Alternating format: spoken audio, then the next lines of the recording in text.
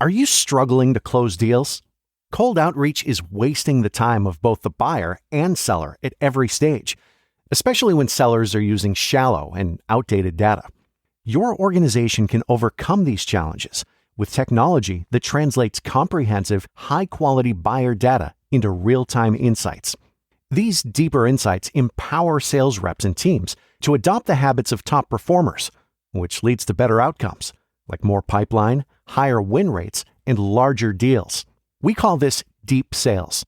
And we've built the first deep sales platform with the next generation of LinkedIn Sales Navigator.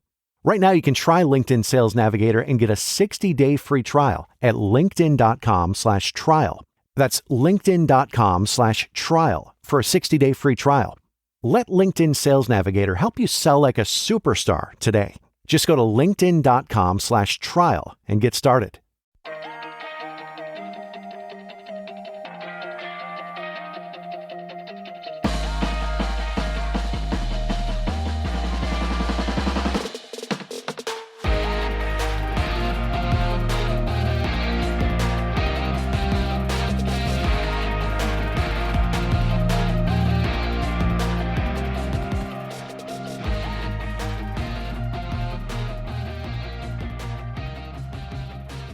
Hey guys, and welcome to Criminality Podcast, the podcast where we know, despite Sandoval still being in our, not inner circle, what word am I looking for? Universe? Zeitgeist? No. Okay. You take the fancy word. I got universe, barely. We know that loving reality TV isn't a crime. Rebecca, how are you? I'm okay, but the New York Times is writing about Sandoval, and I have feelings about it, but I didn't read it, so we can't talk about it. But I'm like, what? I don't know. Why? Why are we still doing now? this is my question. Yeah, and it was our mutual friend Rachel who sent me the article, and I need to read it. It just feels unnecessary, and I'm really not enjoying this season of Vanderpump Rules. I know it's a slow start, and it'll pick up, and this is what it is, but I don't know. Can I tell you a secret? I haven't even watched one episode. Yeah. I've listened to Ben and Ronnie recap it, but there's really no need. And at the very, towards the end, you could probably just binge it and then go to the, that's what I'm thinking. Watch the reunion. It's not great. You can't have a season like they had and then live up to it or anything. It had to be, it was bound to be like a dud. Crap season. Yeah, which doesn't bode well for Salt Lake City, right? Because it was kind of the same thing. Like you have the arch villain, and so now what? After Monica leaves, then what? Or is she gonna leave? Who knows? So, yeah. Time will tell. Bring back LG. That's what I want. Bring her mother back. Goodness. I don't care what else we do. It's my favorite thing in the world. I know, right? It's terrible and toxic and all those things, well, but they signed up for it is all I have to say. That's my new new stance. No one's forcing you to be on this show. Perfect. Can I share good news real quick? And Always. You already know this news. My best friend Sarah, who found out she had breast cancer in September. So this is a great time to plug to make sure you get your annual mammograms because that's how she found out. Yep. She didn't have any symptoms, anything like that. But she just finished her last round of chemo, and I'm so happy for her and so excited. And me too. I know she's ill right now, and you've been so sweet about it and, supportive of her, and she's the best. And I'm so happy. Me too. Me too. And I know that this will resonate with a lot of people listening because it affects so many women, and I wish we had one of those horns that's like because this is very exciting, and I'm so happy for her as well. And I hope her recovery is continues to be on the up and up, and we're thinking of her. Yeah, absolutely. So getting into this week, it feels like it's been forever. Don't really remember my clues. Pretty sure a boat was involved. Towels. I remember towels. Oh, yes. I can't wait for the towel part. That is definitely in here. I am so excited to share this story. Rebecca, I would consider us both Bravo heads. What about you? Yeah, I would hope totally. So. We're well versed in all, if not the majority of Real Housewife franchises. I brought you Married to Medicine. You brought Miami to me. And just recently, Rebecca, you joined the ranks of some of my favorite people, which is myself and Kimberly with Dateline. And you began watching Below Deck. Sure did. Rebecca, how did you come to Below Deck after fighting it for what is 11 seasons that it's been on air? Look, I've talked about this before, and I'm not proud of it. Oh, yeah. It was like a high drama actual assault. And I was like, oh, maybe I do like this show. I mean, it is so dark. sorry. No, you're putting me in the hot seat and it's fine. That's what it takes to get me to watch a show I haven't ever watched before. I truly forgot that it was such a bad thing that brought you in. Yeah, and it was Below Deck Med, I think, Yes. right? Mm-hmm. And so just to be clear, I have not gone back and watched everything. Like, I know the main players, but I've really watched Below Deck Med. I've gone back on that season, on that franchise. Mm-hmm. And that's another one this season I'm having a hard time getting into is the current Below Deck Adventure or whatever. Oh, yeah. I'm trying to even remember. Oh, that one finished. Is Kyle on there? He's like one of the stews. I don't even know. Okay. I know Barbie. Okay, that's this season. That's the regular, like, main Below Deck. I'm not enjoying it. Oh, either. It's not Adventure? Mm-mm. But the new captain on that one was from Below Deck Adventure. So now he came in and took over the main spot. You know what it is? Ben and Ronnie must always say adventure in reference to the captain because of his appearance on the other one. So I'm paying so little attention to the actual show that I didn't realize it was an adventure, but I'm paying so much attention to Ben and Ronnie that what they're saying is applying to. Yeah. I'm glad we cleared this up. This makes more sense. And of course, Below Deck has had a lot of controversy over the 11 seasons on the air. I mean, that's literally how you got here. And so today we're going to look at one of the most shocking things that happened that honestly seems to be forgotten. So Rebecca, I started Below Deck for the same reason I began Summer House. I listened to Watch What Crappens and I didn't want to miss out on a show they recapped. So that was all I needed. I jumped in, never looked back. So at this point, I've been watching for several years and there's so much to love about Below Deck. There's the amazing locations, beautiful food, and of course, the messy people. Yep. And we're talking guests as well as crew, right? Always the guests, or often the guests, yes. They are. Like, you can tell when somebody, like, put all their money together and came on this cruise for, like, a nice weekend, because you don't see them a lot. But then when there's like a quasi celebrity on there, you know it's going to be terrible and you just can't wait. I just cannot wait. So, and they're ruthless, some of these people, and like what they expect of the crew, and like they're very they really like to objectify the staff, like men love and women. objectifying. Yeah. Yes, it's like they're big like, on objectification. It's not a Below Deck season if somebody doesn't come up to one of the crew members and say, "I'm going to need you in a Speedo at the end of the night," yes, like a dance banana for these hammock. people. Yes. Oh yeah, Captain Jason. I forgot about that. But Rebecca, you may not know, and neither did I, how Below Deck actually made it to Bravo to grace us with these 11 seasons. Sure don't. As well as 4 spinoffs. So you've got Below Deck Med, you know that one. Below Deck Down Under. Right.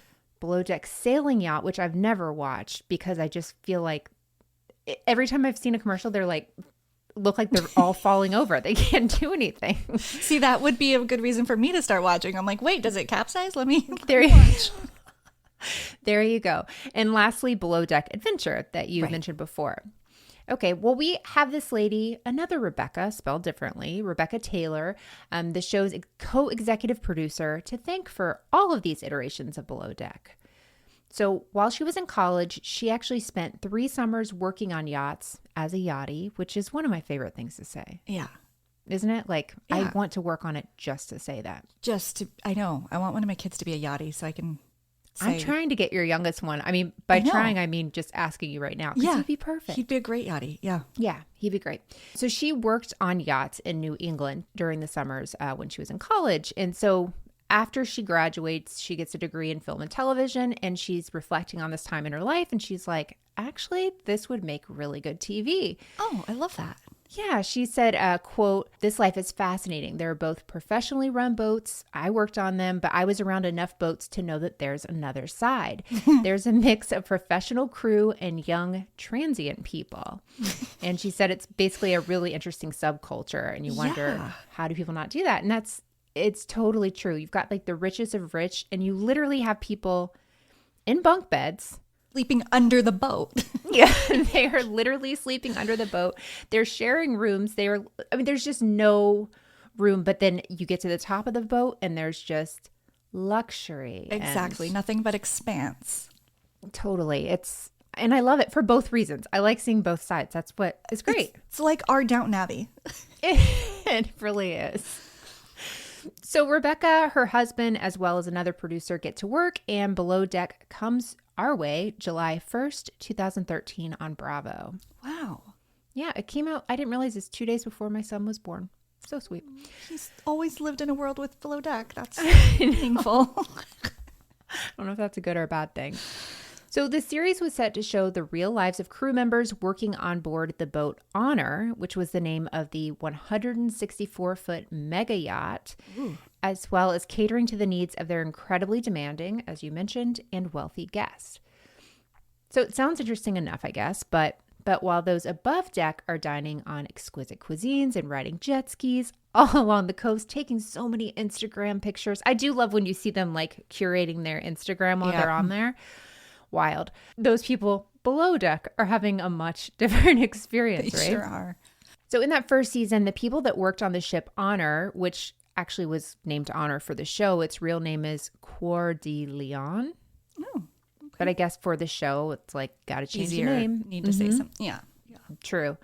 So they lived in close quarters. They're bunking together, as I said, navigating strong personalities, strong seas, and different levels of experience. Do you have a favorite at this point in your watching life? Do you have a favorite yachtie? Or a least favorite? I'll take either. I really liked Zarina. She had some moments that I was like, okay, like you're a lot, but I really, really liked her. She was the chef on Below Deck Down Under. Yeah. And she and Culver started having a thing, but then it fizzled. Mixed on Culver. Actually, don't love Culver. You're like, actually not mixed There's at no all. mix. Strong opinions. Yeah, but I really liked her, and I really liked Margot, too. Yeah. Margot was great. I really liked her. It was a pretty likable overall cast of girls on that one, if I recall. Yeah. I'm sure you have favorites. I totally And have anti-favorites. Very much so. I'm still, right, at this point, Captain-wise, Captain Jason's my favorite. Same. Well, I mean, yes. For multiple reasons, even though he is the only one who rammed their yacht into a group of people. They all survived. Nobody got hurt. But He also likes firing. he does. He wasn't afraid to fire. That's like a thing, though. This whole show, like it's constantly rotating people because, yeah. So that's part of the par for the course. It really is, yeah. So back to the first season, the real crew of the ship Honor was given time off. So the real crew that normally works on this yacht is given time off for Bravo to film the first season. Interesting. Yeah. So Captain Lee Rosbach, I've never known how to say Captain Lee's last name, but I've never heard his last name. oh, really? Yeah, that's what I'm like. He's just Rosbach? Captain Lee. Yeah, Captain Lee, also known as the Stud of the Sea. So the real crew is off, and Captain Lee comes on. They do keep the yacht's real first officer and the yacht's real engineer, and they obviously remain on board to help operate the vessel safely. Yeah. And every once in a while, and Ben and Ronnie point this out, you'll hear them mention, like in the very first episode, they'll be like, and this is Dan and Tom. And you know, have you ever had that moment when you're leaving the house and you wonder, did I lock the door? Or worse yet, you start spiraling and you imagine all the what ifs. I used to feel that way all the time, but it wasn't until a few years ago when I heard about a break-in just a few blocks away that I realized I needed to really step up my home security game. And now I can spiral about the what ifs on things that don't matter, like reality stars, instead of the what ifs of home security. We've had Simply Safe protecting our house for the last few years now, and it's a total game changer. With Simply Safe's Fast Protect monitoring, I know within 5 seconds if something's actually up, and the lifeguards can actually speak to intruders to stop them. That's faster than a reality TV star can throw a drink. One of the things I really love the most is you're not locked into some over-the-top 90-day fiancé level contract drama. Simply Safe is actually affordable as well, less than $1 a day with no hidden fees, so it's easy to love. It's no wonder they've been named Best Home Security Systems by U.S. News and World Report for 5 years running. Whether you want to install it yourself, it really takes less than an hour, or have a professional handle it, Simply Safe is as easy as flipping channels between Chimp Crazy and The Secret Lives of Mormon Wives. So why wait for the drama to happen? Get Simply Safe and know your home is covered just like I did. Protect your home with 50% off a new Simply Safe system, plus a free indoor security camera when you sign up for Fast Protect monitoring. Just visit simplysafe.com/criminality. That's simplysafe.com/criminality. There's no safe like Simply Safe. Getting the smile and confidence you've been dreaming about, all from the comfort of your home, isn't a total mystery with Bite Clear Aligners. Just don't be surprised if all your friends start asking, "What's your secret?" Begin by ordering your at-home impression kit today for only $14.95. Bite Clear Aligners are doctor-directed and delivered to your door. Treatment costs thousands less than braces, plus they offer flexible financing, accept eligible insurance, and you can pay with your HSA FSA. Get 80% off your impression kit when you use code WONDERY at Byte.com. That's BYTE.com. Start your confidence journey today with Byte. Never see them again. That's great. But that's are who they that always is. there or just that first season? No. They always have they'll for say safety. first officer first. Yeah. Oh, okay, got it. Nobody can trust those deckies. Yeah. Me too. I think I would set foot on that thing. I know. So everyone else, though, that comes onto the yacht comes on via central casting. Yes. So I learned some new below deck facts this week about production that I found fascinating, and I would love to share my favorite ones with you if I could. Okay, so Rebecca, when we first go onto a yacht on below deck, we see the rooms, we see the dining room, we see, the parlor, we see if there's a gym, we see a gym. But the interesting thing is we also see the primary suite. Right. But what we're not told is it's probably not the primary suite. It's like one step down because production actually uses the primary suite while they're on board. So they've got the big room, controls, and all that stuff in there. And if they have a gym, I guess they actually use the gym instead of the primary suite. So I thought that was kind of interesting. That makes sense. I mean, they have a lot of stuff, I would think. So much stuff. Production. It's crazy. Yeah. So the crew that follows the crew members around during their time on the yacht, they break up in 3 shifts. So they do 3 12-hour shifts, and it's 2 people at a time. So it's a pair of 2, 2, 2. You have a cameraman, audio guy. Okay. So basically, in their ears is production telling them, go up to the aft deck and film these people. They're arguing, do this, do this. So they're the only 2 and they're running around the ship. Oh my gosh, that sounds like so much work. Didn't you assume that there was more? I don't know why. I thought there'd almost be 2 people per 2 people. Yeah, Like I know. they'd be assigned to a team of 2 and I don't know, that's crazy. I thought so too. So, and when they're not working, so these camera, audio, production guys, they're either sleeping on a different boat or they are sleeping at a hotel if they're docked at that point. So at least they don't have to find room for them, I guess, and they don't have to sleep in the cabins. Another thing is they film for 6 weeks straight and only 6 weeks. It can't go over. It's exactly 6 weeks. There's no wiggle room because of the enormous, prices of these boats. Yeah. And during that time, they only get 3 days off during the entire 6-week shoot. What? And end up combing through. Do you want to guess how much footage they have to go through by the end? Okay. 6 weeks is 45 days. Yeah, ish. 42, yeah. Mm-hmm. And they must film 15 hours a day. Okay. And that's math I can't do. So Okay. 15 times 10 is 150, 10,000 hours. Okay, that was pretty good, actually. 4,000 hours of footage that they have to go through. I was closer to my first guess. Okay. Yeah. I really felt like I wanted to do that math, and I don't know why. It's all right. I Wasn't get as it. satisfying as I expected. Your just guess was even better. So anyway, I found those kind of things kind of interesting. That's I can't so imagine much. going through 4,000 hours of anything. It's hard enough to listen to 2 hours of us talking. Yuck. So back to the actual show itself. Yes. So with reality shows, we hear a lot about whether or not the show is scripted or if it's real. And with Below Deck, you actually might say it's too real. So Rebecca, I'm going to warn you before I show you this video. It's upsetting, but you need to know that the guy in this video is totally fine. Oh, God. Keep that in mind. Okay. And I will tell you more after we've watched it. All right, let's cut it loose. He's got it. You can come back, jump on board. Put that stern line in. Tyler, help her. Bring in that line. Keep it off. Have we got it loose yet? Yep, got her loose. All right, we're out of here.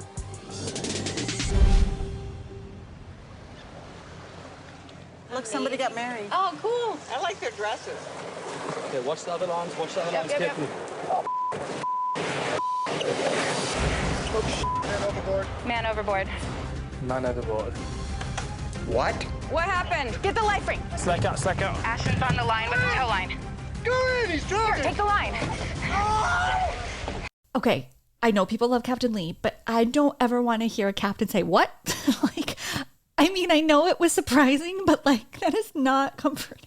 The problem was, and he like gets onto them later and says, if somebody's overboard, you yell, man Yeah, it was overboard. like, she man was overboard. so calm. She was like, maybe not. I'm like, I don't ever want to have to say those words, but those words, I mean, you see that, I mean, I know they cut it together like this, they edited it, but the spinning motor, like, whatever that's called, the blade spinning, like that was so dangerous. I'm so glad he's okay. So dangerous. So basically, after he went in the water, the cameraman there dropped his camera and unhooked the rope. And had he not unhooked the rope, he would have died. He would have drowned. How to do it? I guess because he's been on the boat so many times and has seen what they did. But that one rope, they were going. So until they stopped, he was going to be underwater. So he was able to throw that rope off. But like, do they have like Purple Heart Awards for camera crews on TV that shows? guy was on like Watch What Happens Live. He was made the rounds. Oh, good. Yeah, I'm glad People because he have should be recognized. honored him. Yes, good. Okay, totally. Like he saved his life, and he will say it. It was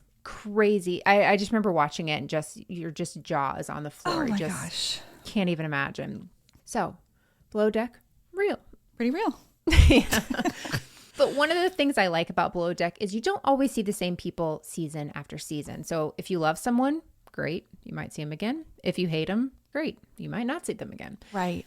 But there are some fan favorites. And one of those people who we saw from season 2 to season 7 was someone who was loved by some, hated by others. And she is the central topic of this week's episode. You know where I'm going, right? Is it Kate? It's Kate. Yeah, I like her. I think I don't know as much as everyone else, but from what I've seen of her, I like her. Yeah, I love Kate. Oh, okay. It's complicated. It will get complicated. But, okay, good. But it's complicated, yeah. Screen Rant once called Kate, quote, a polarizing character, prompting complaints regarding her constant eye rolls and mean girl behavior, who was criticized for making crew members cry or acting like a petty, controlling high school girl. Ooh, weird that out the gate. I'm like, I really like her. But I do from what I've seen, but I haven't seen all of her antics. You haven't seen all of it, but you're going to see some of it. So here's the thing with Kate, though. She's quick-witted and she doesn't back down. Also, if she doesn't like you, it's kind of over for you. But before I get into her background, I asked one of our favorite people, Kimberly with a Date with Dateline, what her favorite Kate moment was. Oh, this is fun. She offered this classic. And Rebecca, I know you're going to appreciate this one, and it's one we should probably share on Instagram. Okay. You know, everybody's personality is different. Everybody has their own kind of font. Times New Roman. It's classic. It's the traditional standard. It's assertive, it's professional. Amy is Comic Sans. It's cheerful, it's casual. Nobody really takes it too seriously. Kat. Kat is wingdings. It's kind of random and quirky, and you just never know what's gonna happen when you press a button. Chef Ben. Informal, Roman, in italic. It's got formal roots, but it still kind of has its own not-so-formal way about it. Kelly's Broadway. Because it's dancing performers who love the spotlight. Logan is Tahoma. It sounds like Oklahoma, and it's kind of unisexy. And finally, Janice is Papyrus. It's organic, it's earthy, and it has its roots in an ancient civilization. This is the arrowhead. I wanted you to have part of my dream catcher. I actually really enjoy that. Right? And I think likening people to fonts is like really smart. I know. Sense. That was really well done. Too. It was really funny, and that's one of the classic Kate cute. moments. So I'm so glad I get to share this about Kate right out of the gate. She's also a Florida girl, which is nice. No surprise, I'm sure. She was born January 2nd, 1983, and grew up in Melbourne, Florida, which is literally a hop, skip, and a jump from me. Oh. Yeah, it's like 45 minutes away. No way. It's Never heard of Melbourne, Florida. Oh, really? It's also the birthplace of Scandival's victim, the main one, the girl. Raquel? The other one. Ariana? Yeah. Oh, sorry. She's so not in a victimized place anymore that I'm like... There were so many ways I could have said, like, Tom Sandoval's ex-girlfriend. Yes. Co-owner or just currently on Broadway. Anything. Yeah, or just like Ariana's from there too. Didn't even need to mention Tom Sandoval. Fine. Also, birthplace to Ariana Madix. We're Amazing. Here. Wow. Stars upon stars. There you go. I'm very surprised with Melbourne that there's 2 people, but also not surprised that they went to Bravo. So both these girls grew up on the Space Coast, which it's a gorgeous area. It's really popping now with this renewed energy of the space program. There's always something going on. So Kate goes to Catholic high school in Melbourne, and she goes on to graduate from UCF, which is here, where she received her bachelor's degree in organizational communication. Nice. That's where she learned all that font. She really did. Mm-hmm. So in 2007, she began working in the yachting industry, and she started as a laundry stew, which we know is like the lowest of the low. Yeah, brutal. Yeah. And when we meet her, though, she is Chief Stew. And Rebecca, you've seen that relationship between Captain Jason and Aisha. Oh, I forgot about Aisha. I love Aisha. I love Aisha. I know. I really love Aisha. She might be. She's like always about to sob. I know. But like in a happy, joyful way. Which Oh, is yeah. Absolutely. No, I forgot about her. I love her. Yes. Sorry. And her like putting Captain Jason's contacts in every day. It's like borderline romantic. It really was. What's wrong with me? I thought it was very romantic. And I know the relationship between Captain Sandy and Hannah on Below Deck Med, which is terrible. Absolutely terrible. But luckily, the relationship between Captain Lee and Kate has always been incredibly close. Yeah. He really had her back in most every situation, including this one.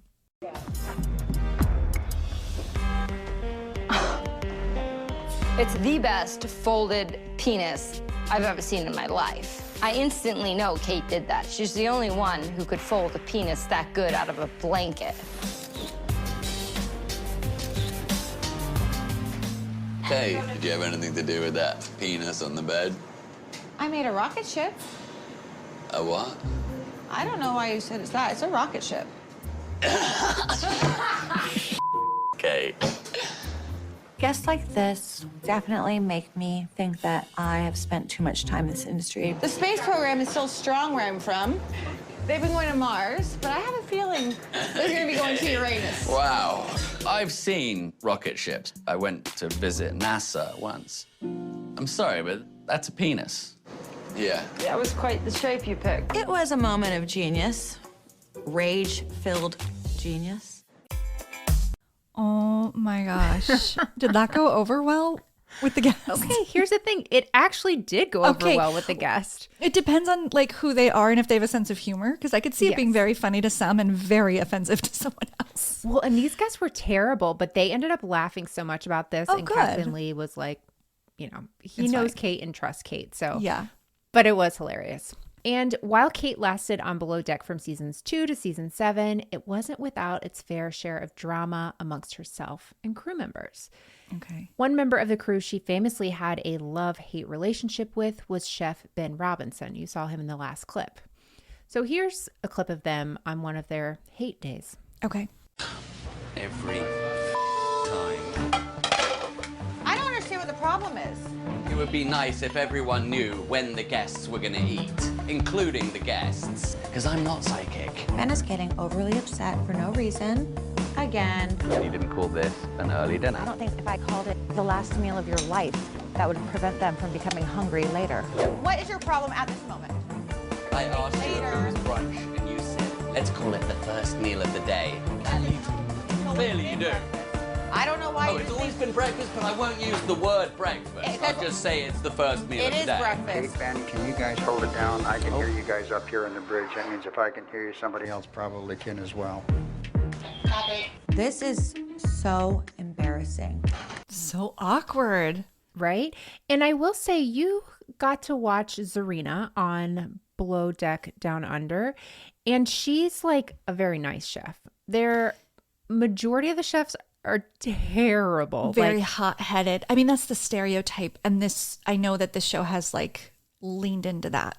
Absolutely. And this guy would be one of those. Yes. But speaking of Ben, he and Kate did a fair amount of flirting when they weren't fighting. So. I know. They went on to date one another for a while as well. And when this relationship with Ben ended, Kate met someone new. And as you can imagine, this is where the crime part of our story will begin, right after a quick break to hear a word from this week's sponsors. So back in 2015, after season 3 of Below Deck was being produced, but before season 4 had been filmed, Kate reveals that she's in a relationship with a woman named Rocio or Ro Hernandez. Okay. While we do briefly meet her on Below Deck, there's not a lot known about her on the show. What we do know is she's a professional athlete, and she was born in Madrid, Spain. So as a young child, she found a passion for playing soccer, and at some point in her youth, her family moves to the U.S. She keeps playing soccer. In 2000 or 2004, she plays for Texas El Paso, and she transfers to FIT, where she eventually meets Kate. But Ro didn't just play soccer. She really dominated. She goes on to be approached by the Puerto Rican national women's soccer team, where she, eventually serves as team captain. And during her time there, she scored a game-winning goal in a victory over Trinidad and Tobago, which actually made Caribbean history. Whoa. So, after her career in soccer ended, Ro goes on into the professional world where she continues to thrive. Post-soccer, she goes into marketing and personal training. And of course, soccer, though, was in her blood, so she coached high school and college teams in Florida and California. So back to Kate. According to the Daily Mail, when she was referring to her new relationship with Ro, she said, quote, "We met in our hometown at a bar one night and started chatting. I thought she was really cool." And Kate also said that Ro was her first female partner and confirmed this relationship on New Year's Eve 2015 with photos that she posted on social media.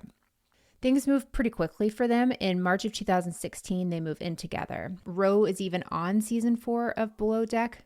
A little. You see her a couple of times. And the two are very affectionate with each other. And this is really the first real relationship we see Kate in on the show. She comes off very cold at times. So to see her affectionate at all was wow, okay, this is a whole different side of her. Right. And so even though the two were able to see each other over this shooting season at some point, Kate later said that she was upset that Ro wanted her to almost be in constant contact with her. We see that on the show all the time where somebody's writing their boyfriend Yep. I gotta go, I'm still working, and the other person maybe doesn't get it or whatever. And so later she said, looking back over her season on the yacht, that Kate said, quote, "While I didn't let my personal life get in the way of my job as chief stew, I do wish that I had not given in so much to the demands of my significant other at the time to stay in such constant contact." Oh. And basically she goes on to say, because of this, it's stressful on board. She's stressed out, with her relationship, and it really didn't allow her to bond with her crew members on that season. And Kate did say later that she stayed in constant contact because she wanted to keep things good at home. She was worried that things would not be good. So clearly things weren't as they seemed on the 4th season of Below Deck. At home, in March of 2016, Kate and Ro have moved in together, but within 3 months, their relationship became incredibly tumultuous. On June 13th, 2016, police responded to a domestic violence report at their Melbourne, Florida residence. So allegedly, this incident takes place after an intoxicated Kate verbally abuses Ro, and it escalates into physical violence where Ro is bitten on the forearm, her inner bicep, and her leg. Yeah. Bites. That's new. We haven't done any bites. Terrible, I know. So despite Ro being able to retreat to the couch, Kate continued the assault and demanded Ro leave, threatening her to change the locks. And allegedly, she was also saying things like, "You can call the police. I know everybody in this town. Nothing's going to happen." And what was kind of wild to me is Ro is not the one that went to the police. An instructor at Ro's college saw her injuries, took pictures, and said, "You have to call the police." And this instructor is actually who called the police. Wow. Yeah, that was, I did know about the arrest. I kind of forgot, to be quite honest, but I had no idea that it wasn't even this other person. It's somebody witnessing what's happened. After some time has passed, presumably. Mm-hmm. So that is Eek, really bad. So, Rebecca, Kate's arrest is kind of wild, as you would imagine. Before she is being apprehended, she presents officers with this alleged bite mark on her lower hip, basically saying, she's got stuff, I've got stuff. And she's questioned by them. They're like, okay, but if she was doing this to you and you were scared, why didn't you call us? And she said, quote, because I'm on television and I don't really need a news report coming out that I have a lesbian domestic violence. I'm on TV. I'm a public figure, end quote. Oh boy. Not great. It's giving Reese Witherspoon. I was totally thinking of her when I was waiting for a moment. I had a feeling it was going there. Like, do you know who I am? Yeah, that's exactly what it was. Yeah. But when like reality stars do it, it's like, okay, walk it Feels back. a little different. Yeah. And that's when Kate basically says that she's the victim in this. And she describes this like 3-day hostage type situation where Roe exhibits this obsessive and erratic behavior, saying she's breaking glass, pouring champagne on her, and physically attacking her. Oh my goodness. Yeah. And Kate says she doesn't involve the police sooner because she thought that would be an extreme measure. And she was like, I don't even think anything would be done. So she's like telling them that she's truly been held hostage in her home for 3 days, but also like feels extreme to call the police. Can't have that both ways, my friend. Exactly. So despite Kate's claims of innocence, officers maintain that based on Roe's injuries, that Kate was the primary aggressor. And that's like a thing in Florida, primary aggressor. They have to arrest somebody. It's the primary aggressor. And this leads to her arrest. So during her arrest, Kate has a friend at the house. And this next clip is body cam footage. It's her answering the friend when she says, I need you to Google like what to do now. And her friend's asking her what she needs to Google. And then they're discussing what she can and cannot do before she goes to jail. It's wild. And there's a cop there, and that's where the body cam footage is from? Mm-hmm. Snip the back of it off. I might need it cut off. I can't get it off. What do you want me to Google? Please Google Florida law, arrested domestic violence, time in jail, how to get out, call your lawyer, bond. Okay. Can I call a lawyer? Not right now. You can do that when you get down to the jail. You can do that whenever you get down to the jail. Are you allowed to tell me which jail I'm going to? Yes. We'll explain everything. We'll explain everything to you. Should I wear a bra and underwear? Okay, take that from To me. be honest with you, yeah, they're going to put you in a suit whenever you get there. We're going to have a female officer meet us at the PD to search you. Can I put on makeup? Florida domestic violence law, call a lawyer. Like she just started spewing things out. But it's totally her attitude. Like that's how she always is, like kind of like duh by the end of it. But to-do list. I'm like, you're the lady getting arrested here. Yeah. It's funny though. Like she's always in chief stew mode too. Like ordering this other person to, but she was staying very measured. That was weird. Doesn't it seem more like a parody of arrest rather than an arrest? She didn't seem like her heart rate was up or her, like it's so scary. I would think when you're getting arrested, if it was your first time, like she seems pretty blasé. Yeah. To ask her last question is, can I put makeup on? Can I put makeup on? Bra and underwear? Yes, no. Yeah. They're like, no need. They're going to take that right off. Don't worry. You're going to lose it when you get there. Jail. Yeah. Wild. Wow. There's a very long, I'll have it in the show notes, but the whole body cam footage, it's pretty fascinating. I will watch that. So Kate ends up being arrested. She spends the night in jail before she's released on $5,000 bond the next day. So I guess her friend was able to Google bond how much, please. What get percentage? Bank, pay us now. So she was charged with 1 count of domestic battery by strangulation, as well as 1 count of battery, just like, I guess battery. That is so intense. And the stats around strangulation are really bad. They're terrifying. I can't remember the percentage. I don't want to say it, but it's like if somebody has strangled you, the likelihood of them using a gun against you is through of them killing you eventually is like so high. Yeah. So that like when I saw strangulation, that's exactly where my mind went to, risk category. My gosh. Mm-hmm. So Kate, though, denies these allegations. Okay. She tells realityt.com, quote, the version of the incident told to the police by Ms. Hernandez is completely fictitious. And her attorney goes on to issue a statement that says, quote, Ms. Hernandez, a former professional fitness trainer over 6 feet tall, and then in parentheses, I guess this article said she's 5'11", and then kept going, physically attacked Ms. Chastain, who tried her best to defend herself during the attack. Miss Chastain is of very slight build and is 5'7" tall. At no time was Miss Chastain the aggressor in the altercation. When all the actual facts are determined in the legal process, Miss Chastain will be completely vindicated and Miss Hernandez will be shown to have a history of violent behavior and to have completely misrepresented the facts to the police about Miss Chastain's actions, end quote. For what it's worth, Roe has no history of criminal or violent behavior. Good to know. Couple traffic infractions, that's it. Who among us? I know. I will say that during the arrest, one of the things Kate and her friend were saying was like, my neighbor has footage, like you'll see stuff happening, but they never really said exactly what it was. But they were like, could you guys just wait till the neighbor gets home? They're like, we don't have time for that.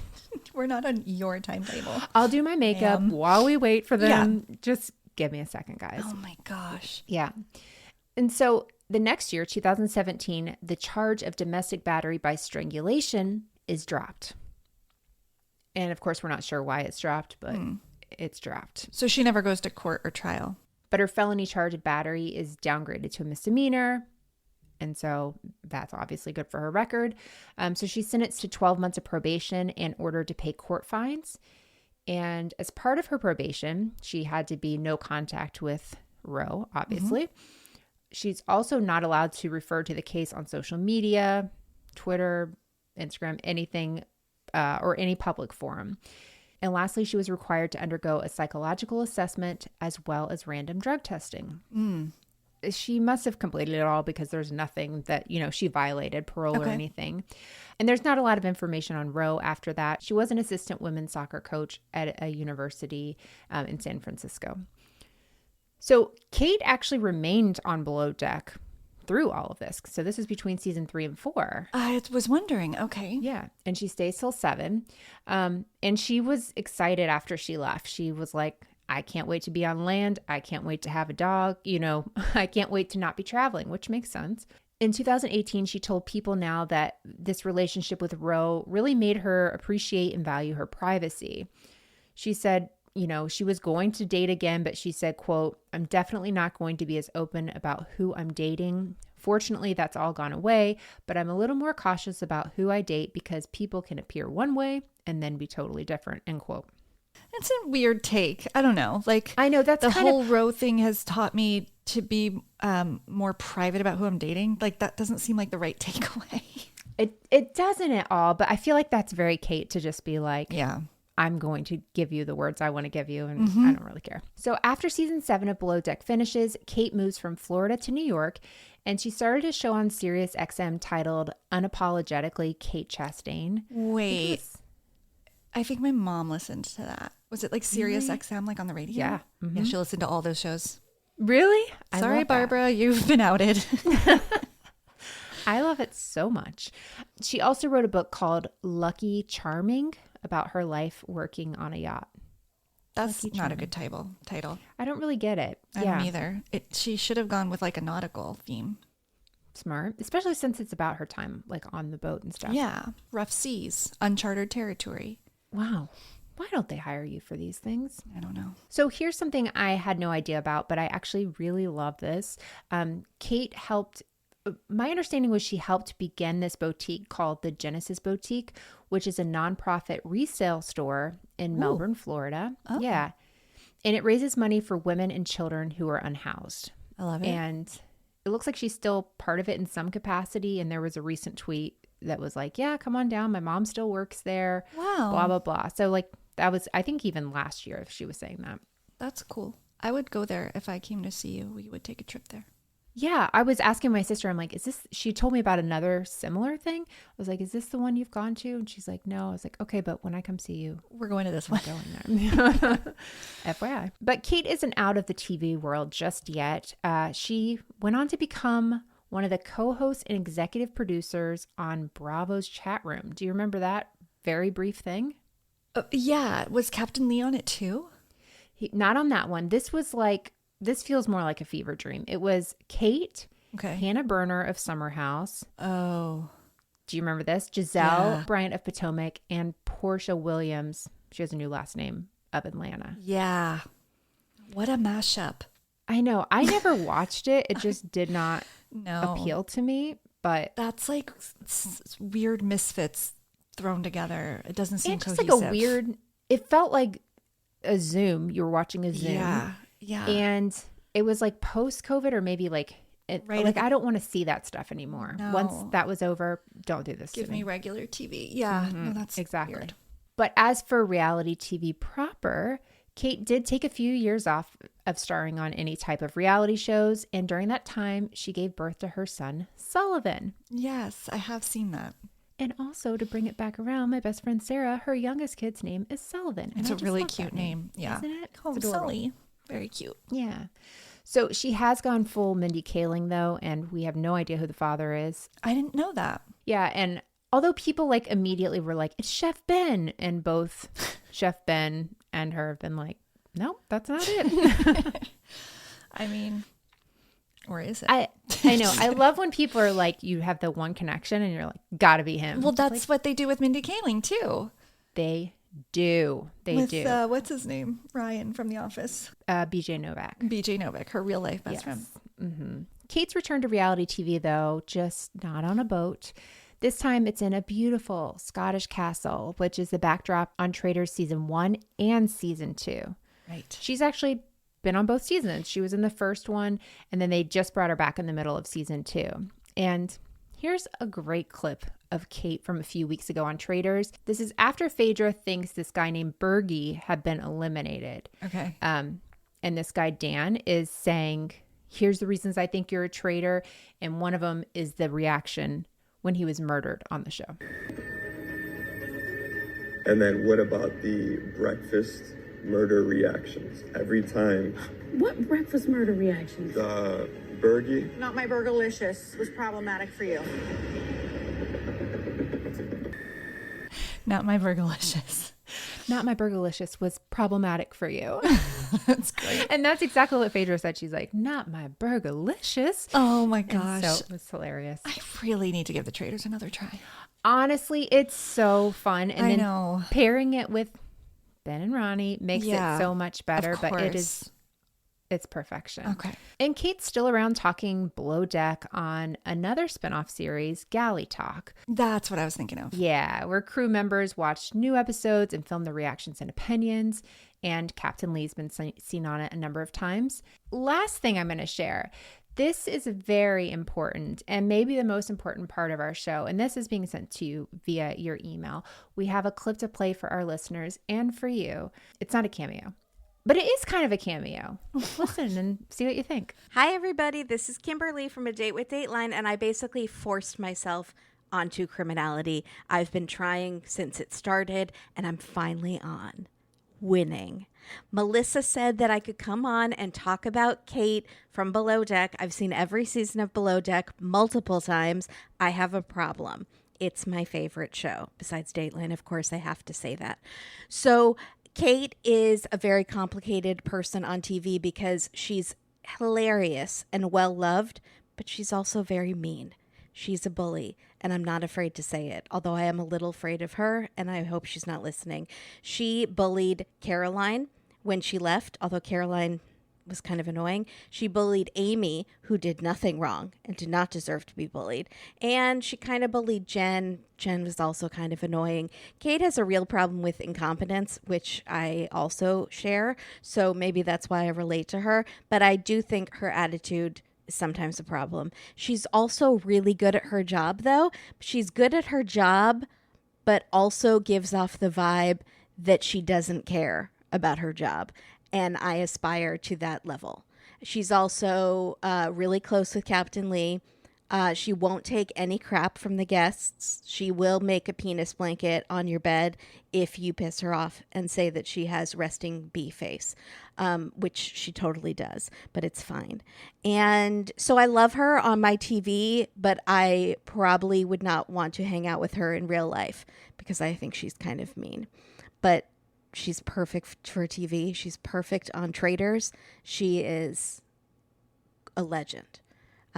That's all. I hope that my first time on Criminality was not terrible enough that it will be my last. I will come on any time. I will co-host. I don't care. I'm here. I'm always listening. Bye, everybody. Oh my God. Wasn't that so cute? Also, you are welcome anytime. I know. You and Katie both. So just stop with the like trying to get on here and us. I know. I like the last 10 seconds turned into like a political speech for her to come back campaign. Wow, she feels really deeply about this. I'm really glad you included her in this. Yeah. It would have I been feel an like she injustice. summarized it. Yeah, she summarized the complications of Kate perfectly. No, that really paints a picture. And Mm-hmm. the complexity. And I wonder if she is like, could we make a comparison to Lindsay Hubbard? How dare you? Okay, sorry. I knew that was risky, but divisive, strong. Okay, divisive? Is anyone Team Hub? Yes, lots of people love her. I can't believe it. Is it your mom? Is it your mom? No, my mom draws the line at Summer House. I don't think she watches. Okay, maybe we'll edit that out. Carry on. No. I love that. That was great. Well, Lindsay's not that funny, but I do think she's articulate and a good fighter. Like she uses her words well, but Kate has a sense of humor that Lindsay doesn't. I will definitely draw that distinction. But otherwise, like they're both kind of bossy and bullish, like strong-headed. I'm trying to think of a housewife I could compare her to that, because you're exactly Lindsay's right. not Lindsay it. is not funny. Lindsay is not funny. On purpose, at least. There's not a lot of funny housewives. That's sad. I know. Who actually make you laugh. I can't think of one right now. No, I don't have one. I would say, and this is, you thought yours was a bad response. I'm going to say it, but it's not true, but I don't mean it all the way. Tamra. The parts of her that can zing, briefly, and isn't afraid to like fight. I take it back. Cancel both Lindsay and Tamra. No. Tamra's an idiot though. I mean, She's sorry. So dumb. She's so dumb. She gets lucky sometimes, I think is the most generous way to put it, like in her arguing. Yeah, I'm thinking maybe in Talking Heads they help her. Maybe that's what I'm thinking. Yeah, maybe she can script herself. Would we say Heather Gay? Maybe Heather Gay, because I actually think Heather Gay is really funny. I do I forgot about her. Maybe we're only thinking funny now. So I think Kate is one in herself, like one in a she's million, an original, one of a kind. right? Yeah. Yeah. So anyway, if you have complicated feelings on Kate, talk to Kimberly from Date with Dateline. Yeah, she can steer you in the right direction. Yeah, has stuff to say about it. Yeah. So I'm excited we got to share about Below Deck, and that's really all I have to share about that. I didn't know anything about that relationship or that police charge, but I know I've shared this on the show before, but can I share again about how kind of lifting the veil on Below Deck a little bit, that I've gotten these casting emails for years. I've told you this, but I just looked them up today to see like when was my last, because I don't know what list I ever got on at some point in my life, but periodically I got an email from a casting director on Below Deck asking me to be a guest, not a yachtie. Right. Like somehow I feel like I'd be better at like doing the laundry Below Deck than like being, I don't know why I get these. Yeah. But my most recent one was from February 1st of this year, 2024. Can I read you the email? Please. Hi, Rebecca. It's like, oh, hi. They already know you. Yeah. I'm currently searching for groups of 8 for Below Deck Caribbean Season 12. Location is St. Martin. It will be on a 196-foot mega yacht. Charter dates are in April and May. We're looking for fun, outgoing, high-maintenance people who are used to 5-star service and who will make the crew work hard. Here we go. Prices are $50,000 for a 3-day and $55,000 for a 4-day. We also have guests prepay the standard tip of $15,000. So the total is $65,000 for a 3-day, $70K for the 4-day. Charter fee includes round trip airfare for all 8 guests, $800 credit per person if you book your own flights. Anyway, blah, blah, blah. So isn't that interesting that that's how they do this? Oh, yeah. I mean, I guess how else would they do it? But I just love the math and the breakdown, and like those tips are done in advance. There's no like, will they or won't they tip? Like they will. They already did. Maybe they'll give more. Right. But it's so interesting. I know. And I saw something with Kate. She's like, yeah, normally you don't get a bunch of cash. Like that would be a normal thing. Normally they like wire the money or whatever. And she's like, so that's different. But yeah, I thought it was interesting. And then after I thought about it, I'm like, yeah, nobody's ever gone below 15,000 on an episode I've ever seen. And that makes sense because it's standard or whatever. The threshold. Yeah. Yeah. So basically, could we get 8 people? What would that be a person? No. So let's say 65,000 divided by 8 people. Yeah, I guess it's like 8,000 a person. Yeah. I mean, can't do it. That's a lot. But it's not my vacation budget, but it's not insane. Like, it's obviously not actual billionaires coming on the the boat is what I'm saying. It's definitely rich people sometimes Yeah. that want to be on TV. I think that's like the distinction. Either you have like people that pull their money together, or you have like entrepreneurs that are like, also I want my business to showboat a little. No pun intended. Yeah. Yeah. Yeah. So anyway, so interesting. Well, that was really cool. And I loved the below deck history. It's so interesting. Yeah, I thought so too. Oh, and I had somebody help me with the research, which is why it was so interesting. Her name is Elizabeth, and she is someone that went through Haley Gray's true crime podcast training. Oh, good. Weeks of, so like I told Rebecca I have to share this document with her because it's so well organized, and I end up looking like the guy from It's Always Sunny in Philadelphia with like the strings murder and boy. pointing and stuff. So this was so great. And of course, nice. I found some other stuff to put in there, but I thought it was nice to get a lot of the history. It was really cool. Yeah, thanks, Elizabeth, and good job, Haley. Yeah, good job all around. Yes. Well, that was super fun. Thank you. Oh, good. And Rebecca, what I would like to know now is what on earth it is that you are watching. Okay, I think you'll know this. Hulu, Secret Service, Part 2. The Hustler and the Housewife. Okay, yeah. Oh, okay. Have you seen it? I haven't. Heard Ben and Ronnie talk about it. Yeah. Well, my cousin, not Jen, cousin, hi, cousin Jen, cousin Kim, her little sister, was like, you have to watch this. And I was like, oh, okay. And it was really good. And actually, so much I didn't know. So it's part 2 of The Housewife and the Hustler, which is based on Tom Girardi and Erica Jane's case, based on the LA Times article that was too long for any of the housewives of Beverly Hills to read, which is addressed in part 2, which is so funny because the writers, the co-authors of that article are on. And the woman who's like this very well-known investigative journalist was like, when my article went viral basically and was on the show and everyone was talking about it, and she said her kids were like, this is the biggest accomplishment, like you have like you've gone viral, this is amazing. And she's like, I also won a Pulitzer 2 years ago when they said nothing, and I just thought it was so funny. But it's really good and really sad. It's really sad, and it's sad for 2 reasons. It's sad because the things Tom and Erica did are deeper and worse than I thought. And it's really sad, not to make it about me, but for me, because I'm really enjoying her this season. She's having such a good season. And I'm like, is she terrible? Yeah. Was it all her fault? No. And she's so good. And she's funny. Actually, Erica Jane is funny. Actually, I think we got there to who can be. Yeah, I think you're right. She is funny and she is divisive. But now it's like, I can't even enjoy her in good conscience, because basically a lot of the story is about this costume designer who did all her wardrobe for all her tours, all her videos, like millions of dollars of work and outfits.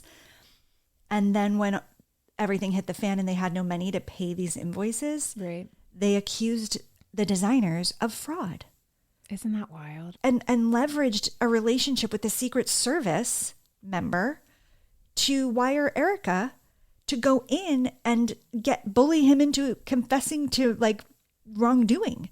And for years he was arraigned but not in jail, like while this all played out, and completely affected his professional life, his personal life. He and his partner were trying to adopt a child prior to this, and this completely eliminated the possibility because he was now under investigation. I mean, horrible.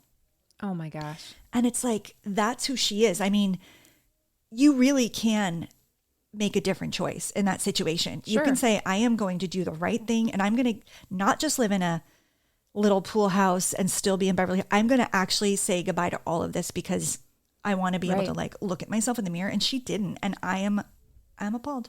And I'll watch the new episode right after we finish recording. Yeah. That's the thing is there's so much that she probably wasn't aware of, but the things she was aware of are horrible. And that one is so, I mean, to wear a wire, you were very aware of what's going on. You had to know what consent you're to trying that. to do. And this Exactly. is Tom, look, maybe Tom was so convincing and was like, this is our only way out. But that is, again, what I'm saying. Like, you show what you're made of. People have been through much harder things than like losing their wealthy husband who maybe, whatever, I'm not going to get into their relationship. The other thing they show on it is a scene with her meeting with the victims. Okay, I knew that was on something. I didn't know it was that. How was that? Was it bad? Not good. Ooh. They did not paint her favorably. So they said, well, you know, would you like us to introduce ourselves? Do you know who we are? And she's like, I really don't, to be honest. Yes, tell me who you are. And they're like, did you watch part 1 of this? And she's like, Yeah, I did, really. but it was a couple years ago. Refresh my memory.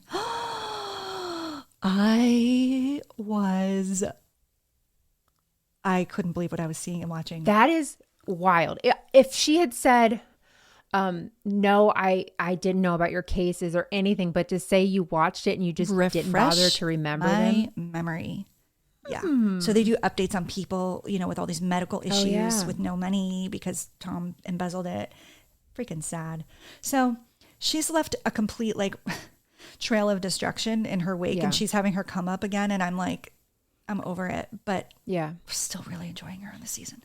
What are you watching? Give me some clues that I won't get. Okay. Well, I You're watched like, a couple okay. things. Happy to do it. This one you won't. And let me preface it by saying it's not a real show. So I wouldn't expect you to. Know what you're saying. Okay. Yeah. It's not even words anymore. You may have seen this go viral. Okay. TikTok. Oh, okay. I'm out. Atlanta. 51 parts. 51 what? Parts. Parts? Yeah, like 51 stories. Oh, it's not Cynthia Bailey. No. Okay. You think I'd give Cynthia Bailey that much of my life? I don't know. I have no idea. I thought you 51 knew me parts better on than that. TikTok? Yes. Okay. This what was the viral. What was this the week. viral? Okay. What was the other clue? Atlanta. Okay. What is it? So there's a girl named Risa Tisa. That's her username on TikTok.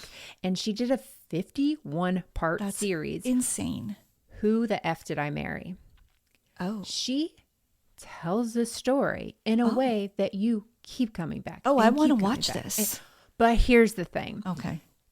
If Should I you not? haven't watched it by now, you've kind of missed the whole internet feel of it, right? Oh, You've missed the okay, yeah. comments that are hilarious. Welcome to my life. Yeah, it's just like this one segment in time. If you didn't, It's it doesn't expired. matter. Mhm. It's like the show Emily in Paris. I didn't watch it. Had I watched it, I would have got the memes and everything. Yeah. Now, why? It's too What's the late. point? Right. Yeah. It's past. Okay. So anyway, she tells this story about how she met this guy during COVID, you know, how great things were, but how quickly they moved, how they wanted to get married. He wanted to buy a house. He would bring her to show her these houses and like, you know, put an offer in on these houses and stuff like this. But like, he never actually put the offer in. He never actually had the money. He was paying his bills and like helping to pay her. So he wasn't like scamming her monetarily, but he would just get her hopes up about everything. Take it away. Hopes up, take it away. That's Test drive horrible. cars. Never had the money to buy her a car. Like that kind of stuff that just is psychotic. Yeah. She thinks he has this entire family he doesn't actually have. He would wake up in the mornings. They would be getting ready. He would talk on the phone to his brother. She says every morning for 30, 45 minutes. He did not ever have him on the phone. How did He she was like ultimately this. uncover that? Okay, Like, she figured out finally. Okay. Spoiler. She figures out finally when I think the second house he puts an offer in, she goes on Zillow and sees that it's sold. And so she calls the agent and it's She's like, oh, we got it? yeah, she's like, you know, whatever. And she's like, it was a really nice couple, blah, blah, blah. Obviously, it wasn't them. Yeah. And so she doesn't really say anything to him. And she basically just figures out like that he's lied, but she doesn't want to push it. And I can't remember now why, but like, I think she was not in the greatest spot in her life. And, you know, I don't know. She just thought like all these other things were so good that maybe it would be okay. But then, like, as it goes on, it just gets worse and worse. Oh, my She's gosh. pregnant and unfortunately loses the baby. And it was just, bad. But it was like a 2-year process. So it's like the most fun part was like, obviously the story wasn't fun, but it was wild to think of somebody every morning sitting next to you. Yeah, that is and being actually like, hey, psychotic. what did you want me to say? Oh, Rebecca, do you remember blah, blah, blah? And like the whole time, The and he doesn't even commitment have those siblings. is just next level. That's it. But there just doesn't seem to be a real reason. Like, that's the he crazier didn't take part. money from her. That's where it doesn't make any. Why would you do this? Well, I don't know. He must have thought on his own, without these things, he had no chance with her or something. That's something for sure. I said something to my husband about it because, like, literally, I had my phone in my pocket and was just listening to it. Run just 5 hours. It was 10 minutes. Each one was 10 minutes. Wow. And I told him, he's like, you know what? That's not a bad idea. I'm like, wait, what are you getting from this? And he's like, oh, he just likes her to be happy. So he brings her to these things for her to be happy. I'm like, but the letdown. And he's like, well, that's true. That's true. I'm like, you are insane. This is the danger of men watching this. They're I know. Nice So I'm strategy, like, bro. If I tell you I'm test driving a car, no, I'm not. Yeah. No, I'm not. Oh my gosh, that is crazy. And yeah, She's I'm gonna had take your advice and not watch it. But don't do it. But she's had so many views. Like, somebody figured it out that she would have made like at least $80,000 on TikTok or something. But like, people are like, sell this. Yeah. You know, she has audio recordings of her like literally leaving a verbal diary as this goes on, like just so she wouldn't be gaslit and not believe, like that kind of stuff. That's wild. That is so interesting. Yeah. I know we're technically done, but I just wanted to know if you've watched Love is Blind. Oh, yeah, I have. New episodes came out today. Yeah. Have you watched them yet? No, I'm going to watch them after. Okay. Well, you have to. Oh, did you finish, last thing, did you finish Night Country? Mm-hmm. Yes. I actually really liked how it ended. Oh, that's so interesting because I really didn't. Really? Yeah. Yeah. I mean, there was a sadness aspect to it, but like really sad. And also, I just lost the plot literally. Like, they had so much going on. Yeah. The last 2 episodes, I was really grasping to understand and connect all the dots. But yeah, I'm glad you did. Well, I thought like so I should say, the last like 3 episodes, I was kind of, I don't know, like so much is going on. There are so many other plots going on that I don't understand. Right. And you're right, because it did kind of, even like her and her stepdaughter, like it wrapped it up so, I'm like, what happened? You guys are just like buds Everything's now? okay? Yeah. Yeah. I think it was just, maybe I should think about it kind more. of But I wasn't poignant. immediately it was upset. beautiful. Yeah. Well, I just also didn't understand the ending. I'm not going to say anything because I know it's not that old, but I mean, it's open for interpretation, the ending. There you go. What was right? that movie? The one that people always refer to in those scenarios, Leonardo DiCaprio, Inception. Very Inception-esque, where you're like, you can pick which way this went. So maybe I just picked a better alternative than you did. Maybe that says a lot about you and I on a fundamental core level. And that's better news for you. I've been taking a lot of vitamins lately, so I'm just Must be the up. vitamins. That's funny. So anyway. Well, this was great. I love talking Below Deck and all things reality TV with you. Of course. Oh, we're me doing too. something fun for the next episode. Kind of a departure. Super fun surprise guest, right? We're having a surprise guest. I said I would come up with clues. I didn't. But she will be with us in 2 weeks, and it's a show we really love, and we've talked about her, and it's a topic you guys love, and we've talked about you guys are gonna them love it. And her. 4 marriages, 1 husband, 23 children. So it'll be in that vein. You guys will enjoy it, I think. And we'll do that in 2 weeks, and then we'll be back with a new episode with Rebecca. Perfect. Until then, you can find us on Instagram at Criminality Show, on our website, criminalityshow.com. Hey, leave a rating and review if you're enjoying the show. It's the best way for people to find us. And Melissa has another podcast every Tuesday with her other co-host, Mandy, Moms and Mysteries, which you can catch every week. I think I covered it all. Mic drop, hit, end. Bye. Bye.